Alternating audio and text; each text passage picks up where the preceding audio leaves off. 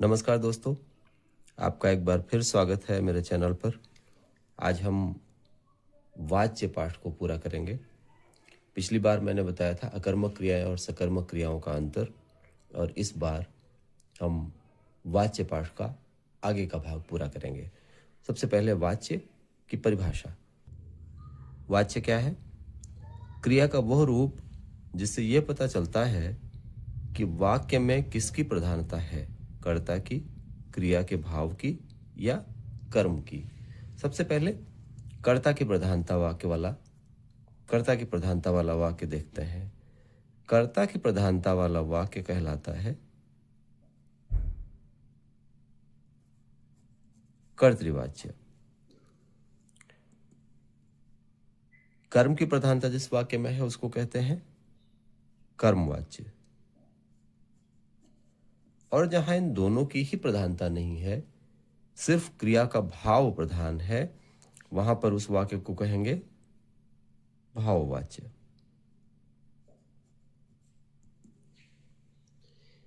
कर्तृवाच्य, कर्मवाच्य और भाववाच्य, तीन तरह के वाच्य हम आज पढ़ेंगे। प्रधानता का क्या अर्थ है? ये प्रधानता क्या है? प्रधानता क्या है? वाक्य की क्रिया का लिंग और वचन जिसके आधार पर तय होता है वही प्रधान होता है। दोहराएं, वाक्य का लिंग और वचन, वाक्य की क्रिया का लिंग और वचन जिसके आधार पर तय होता है उसी की प्रधानता होती है। मैं एक वाक्य लिखता हूं, कर्तृवाच्य का वाक्य सबसे पहले लिख रहा हूं। सीता पत्र लिखती है। इसी को कर्मवाच्य में लिख के देखता हूं। सीता द्वारा पत्र लिखे जाते हैं। सीता द्वारा पत्र लिखे जाते हैं। ध्यान से देखिए, सीता पत्र लिखती है, क्रिया है, लिखती है। सीता भी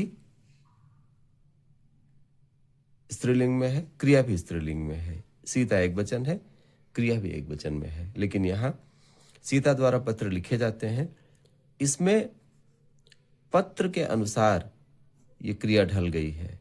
पत्र बहुवचन में लिया गया है और सीता के अनुसार लिखती है सही था, लेकिन पत्र के अनुसार जाते हैं सही है, लिखे जाते हैं। इसका मतलब ये हुआ कि इस दूसरे वाक्य में जो इस वाक्य की क्रिया है वो पत्र शब्द के अनुसार ढल गई है। और पत्र चूंकि यहां कर्म है, पिछली बार हमने अकर्मक सकर्मक क्रियाओं पर चर्चा करते समय कर्म शब्द की भी चर्चा की थी।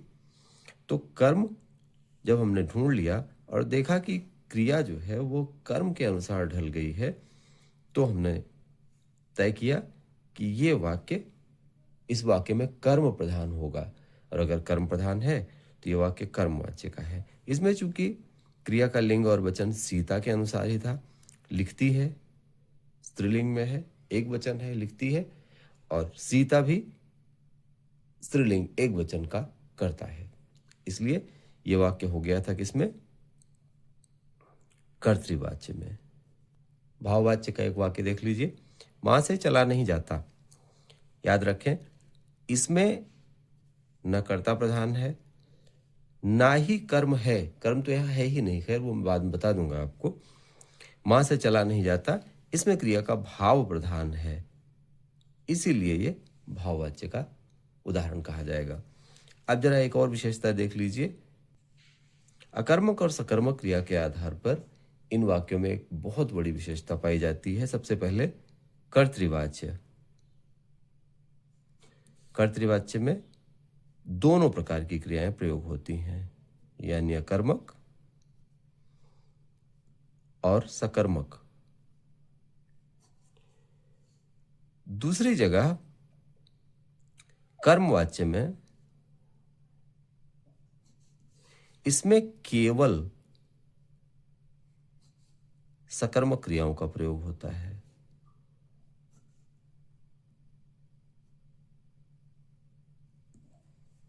और तीसरा जो भेद है भाववाच्य, उसमें केवल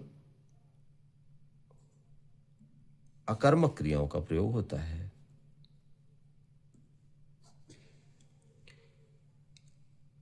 कर्तृवाच्य में अकर्मक और सकर्मक दोनों क्रियाएं प्रयोग में आती हैं।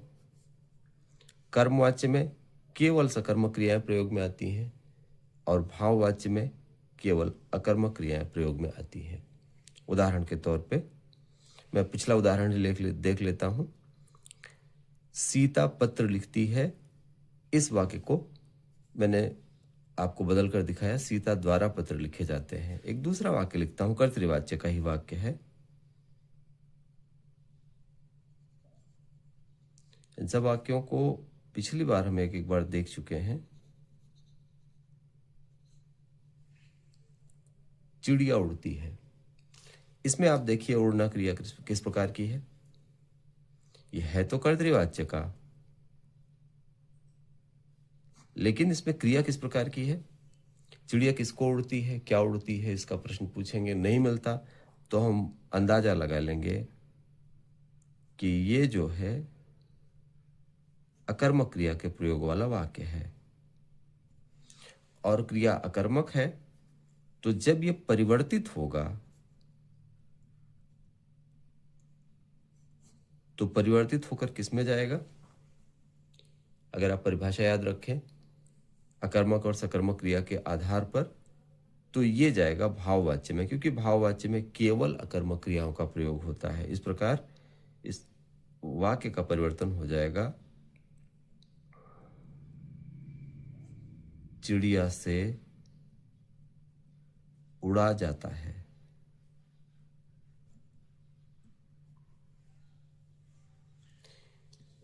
ठीक है।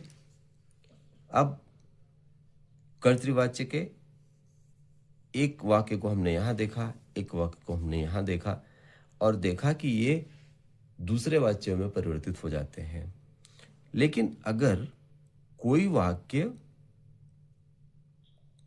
कर्मवाच्य का है, जैसे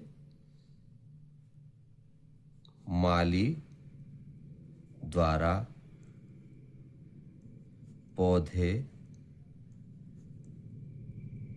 सींचे जाते हैं,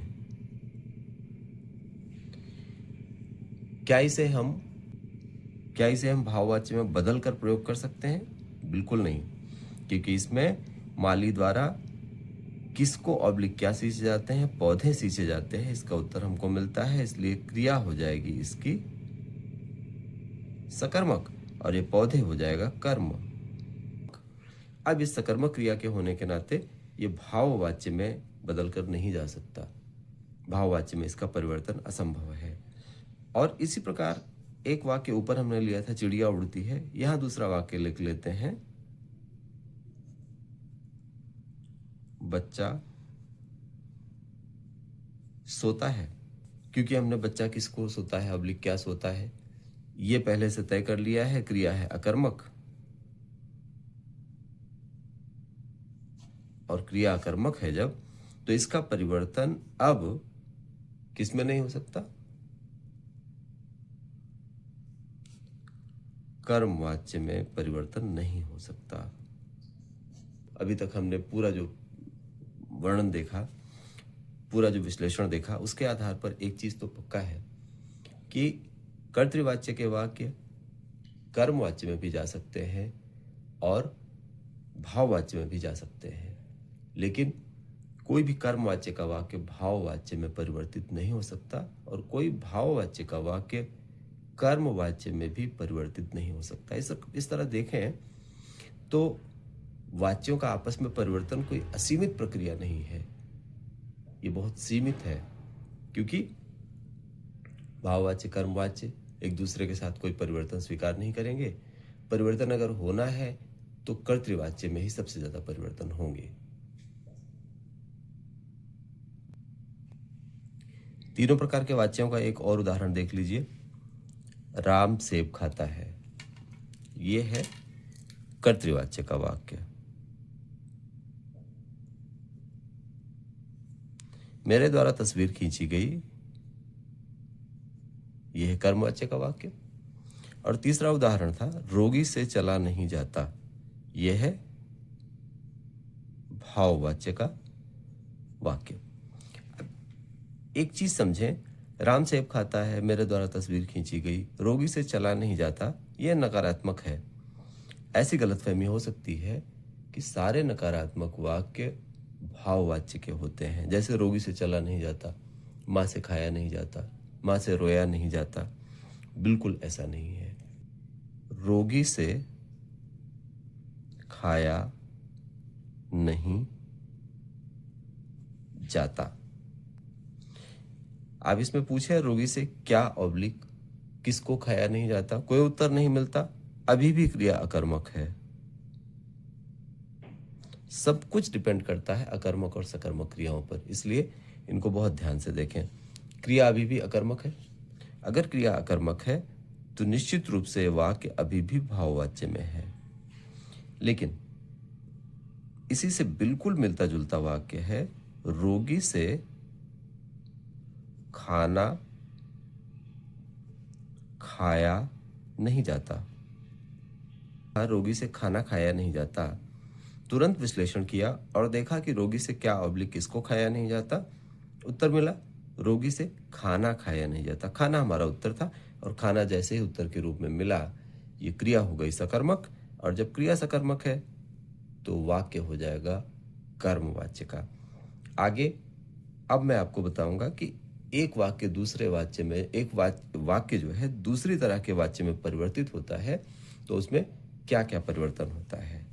परिवर्तन नंबर 1, कर्तृवाच्य के वाक्य में कर्ता के ठीक द्वारा के द्वारा का प्रयोग करें। करना क्रिया के आधार के स्थान पर क्रिया का किया जाता ऐसा रूप प्रयोग करें और कर्म के अनुसार लिंग और वचन परिवर्तित कर दें। उदाहरण के तौर पर ऊपर वाला वाक्य देखिए, राम सेब खाता है। इसमें सबसे पहले राम यानी कर्ता, इसी के बाद द्वारा लगा दीजिए तो ये वाक्य क्या बन जाएगा। नीचे परिवर्तन देखें, राम के द्वारा। खाता है के स्थान पर क्रिया का रूप आएगा खाया जाता। राम के द्वारा खाया जाता। सेब को अपनी जगह रख दें जहां यह था। हमने 2 परिवर्तन किए, के द्वारा और खाया जाता। भाववाच्य में परिवर्तन के नियम समझ लें। उदाहरण के तौर पर हमने एक वाक्य लिया, चिड़िया उड़ती है, जिसमें चिड़िया करता है, उड़ती है, इस वाक्य की क्रिया है। सबसे पहले कर्ता के बाद से लगाएं, उसके बाद क्रिया का जाता वाला रूप लगा देंगे जैसे पहले बताया गया था। क्रिया सदैव पुल्लिंग अन्य पुरुष एक वचन में रखी जाती है। उदाहरण के तौर पर यहां इनको अप्लाई करके देखते हैं। चिड़िया के बाद से लगाइए, चिड़िया से। उड़ती है के बजाय पुल्लिंग कर दीजिए इसको, उड़ा जाता है। उड़ता है तो हो नहीं सकता क्योंकि यहाँ पे जाता वाला रूप लगाना है, तो चिड़िया से उड़ा जाता है और हमारा परिवर्तित वाक्य है ये, चिड़िया से उड़ा जाता है। भाववाच्य में वाच्य परिवर्तन करते समय कुछ बड़े विशिष्ट प्रकार के परिवर्तन होते हैं जिनको हम अगले 3-4 वाक्यों में देख लेते हैं। उदाहरण के लिए कुछ कर्तृवाच्य के वाक्य ले लेते हैं, जैसे गर्मियों में खूब नहाते हैं, पहाड़ तक पैदल जाते हैं, चलो चलते हैं, रामू हंसा, मैं चल नहीं सकता। हमने कर्तृवाच्य के कुछ वाक्य लिए हैं, उनको भाववाच्य में परिवर्तित किया है। आप ध्यान से इनको देखें। गर्मियों में खूब नहाते हैं, परिवर्तित करते समय हमने मुख्य रूप से ध्यान दिया क्रिया पर। गर्मियों में खूब नहाया जाता है, गर्मियों में खूब नहाया जाता है। दूसरा, पहाड़ तक पैदल जाते हैं, पहाड़ तक पैदल जाया जाता है, ऐसा परिवर्तन हो जाएगा। चलो चलते हैं, चलो चला जाए। चलते हैं, खाते हैं इत्यादि क्रियाओं का प्रयोग हमेशा चला जाए, खाया जाए में ही होगा। रामू हंसा, रामू से हंसा गया। चूंकि ये भूतकाल में था इसलिए हमने यहाँ भी हंसा गया ऐसी भूतकाल की क्रिया रख दी। मैं चल नहीं सकता, मुझसे चला नहीं जाता, मुझसे चला नहीं जाता, मुझसे खाया नहीं जाता। इस तरह के अनेक वाक्य आपको भाववाच्य में मिलेंगे। इसके साथ अब कुछ और महत्वपूर्ण बातें हम आपको बताएं कर्मवाच्य के प्रयोग के बारे में।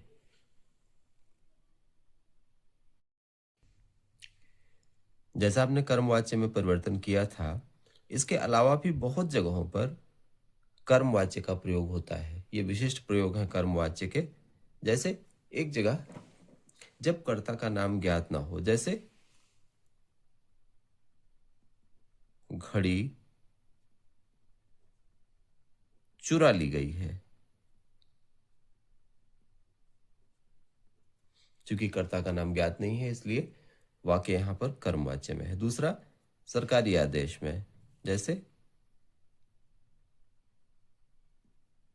आपको सूचित किया जाता है कि, आपको सूचित किया जाता है।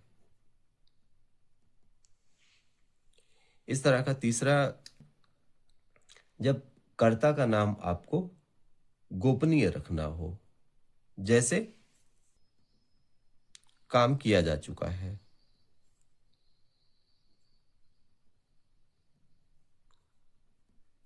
यहां कर्ता की सूचना दिए बिना हमने ये बता दिया कि कोई कार्य किसी के द्वारा किया जा चुका है लेकिन हम उसका उल्लेख नहीं कर रहे हैं। तीसरा, जब कर्ता से गलती से कार्य हुआ हो, मुझसे शीशा टूट गया, ये कर्मवाच्य का वाक्य है।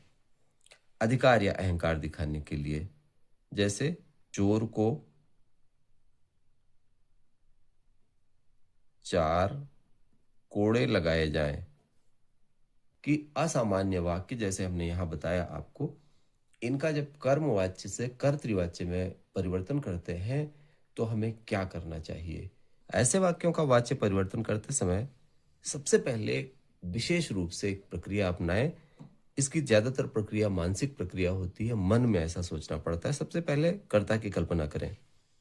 ऊपर वाला वाक्य देखें, घड़ी चुरा ली गई है। आप यहां पर चोर की कल्पना करें जिसने घड़ी चुराई है। फिर द्वारा जोड़ें। पूरा वाक्य मन ही मन दोहराएं। मन में दोहराएंगे तो ये वाक्य बन जाएगा, चोर द्वारा घड़ी चुरा ली गई है। अब कर्तृवाच्य में बदल दीजिए इसको, चोर ने घड़ी चुरा ली है, ये कर्तृवाच्य हो जाएगा। और फिर कर्ता को हटाकर वाच्य का उचित रूप बना लीजिए। तो आपको कर्ता हटाना है और वाक्य का उचित रूप बनाना है। आपने कर्ता हटा लिया, कर्ता हमने लगाया था, कर्ता हटा लिया। चोर ने घड़ी चुरा ली है, इसको हमने बदल के, इससे हमने चोर ने हटा लिया, घड़ी चुरा ली है। घड़ी चुरा ली गई है का वाच्य परिवर्तन हो जाएगा, घड़ी चुरा ली है। दूसरे वाक्य का क्या परिवर्तन होगा, आपको सूचित किया जाता है। ठीक, कर्ता की कल्पना करें, जैसे कार्यालय द्वारा, कार्यालय द्वारा लगाया, कार्यालय द्वारा आपको सूचित किया जाता है। अब इस पूरे वाक्य में से अब इसका वाच्य परिवर्तन कर दीजिए। वाच्य परिवर्तन आपने किया तो क्या बना, कार्यालय ने आपको सूचित किया है या कार्यालय आपको सूचित करता है। ठीक है, अब कार्यालय हटा लीजिए, आपको सूचित करता है। लेकिन यह वाक्य जरा ठीक नहीं लग रहा है, तो हम एक सामूहिक जिम्मेदारी लेने वाला वाक्य इसकी जगह बना लेते हैं, आपको सूचित करते हैं। आपको सूचित करते हैं। तो दूसरे वाक्य का बनेगा,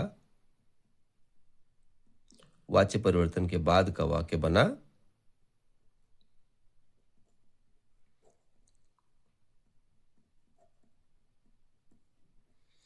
आपको सूचित करते हैं। अब तीसरा वाक्य देख लीजिए, काम किया जा चुका है।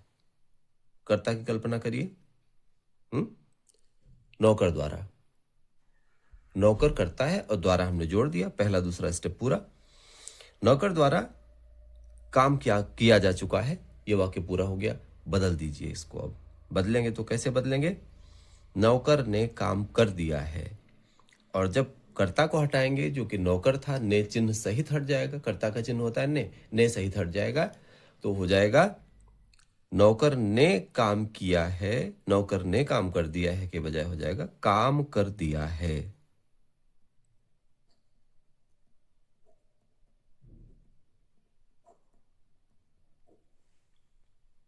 अब देखिए अगला वाक्य, मुझसे शीशा टूट गया। यहां पर आप ध्यान से देखेंगे तो पाएंगे कि कर्ता पहले से मौजूद है, से भी मौजूद है, जो कि द्वारा का ही रूप है। क्या बन जाएगा? मैंने शीशा तोड़ दिया है। आखिरी वाक्य देखिए, चोर को 4 कोड़े लगाए जाएं। कोई तो लगाएगा, कोई तो लगाएगा, सिपाही द्वारा। सिपाही और द्वारा जोड़ दीजिए, उसके बाद वाच्य परिवर्तन कर दीजिए। सिपाही चोर को 4 कोड़े लगाए। सिपाही चोर को 4 कोड़े लगाए। सिपाही हटा दीजिए, चोर को 4 कोड़े लगाए, लेकिन चोर को 4 कोड़े लगाओ, ये इसका वाच्य परिवर्तन हो जाएगा। हमेशा ध्यान रखिए, विशिष्ट तरह के कर्मवाच्य के वाक्य हैं, इनका विशिष्ट रूप से ही वाच्य परिवर्तन होगा। पहला वाक्य, दूसरा वाक्य, तीसरा वाक्य, चौथा वाक्य और आखिरी वाक्य।